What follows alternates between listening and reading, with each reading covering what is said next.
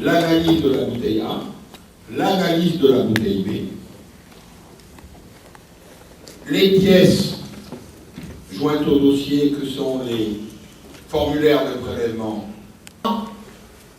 Moi, quand je suis arrivé à France Gallo, à l'époque Société d'encouragement, c'était comme ça.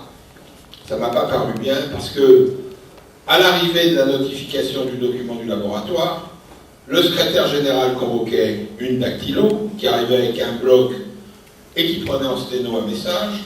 À l'époque, on utilisait un instrument qui s'appelait le telex. Elle tapait le message à l'entraîneur sur le telex. Le telex envoyait un télégramme au bureau de poste.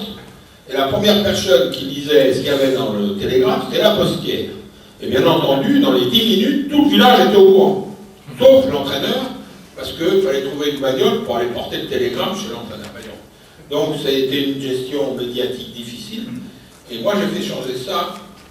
Et je n'ai pas été tout seul, on m'a aidé. Et maintenant, ça marche comment?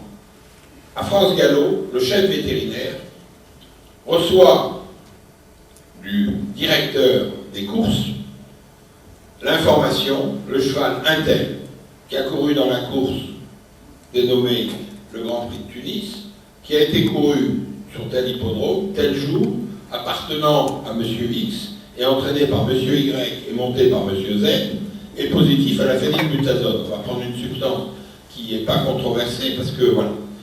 Et le chef vétérinaire, muni de cette information, qui lui a été dit en tête à tête, et de vive voix, pas par téléphone, prend sa bagnole, ou le train, ou l'avion. Une fois, il n'y a pas très longtemps, il est allé jusqu'au Japon. Et il arrive chez l'entraîneur, il dit, voilà monsieur, il faut qu'on se parle, on a un souci, voilà ce qui se passe.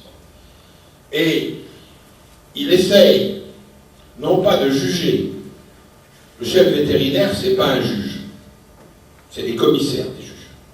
Il essaye de comprendre ce qui s'est passé pour, à l'aide d'un rapport à charge et à décharge, expliquer ou tenter d'expliquer pourquoi on a un positif.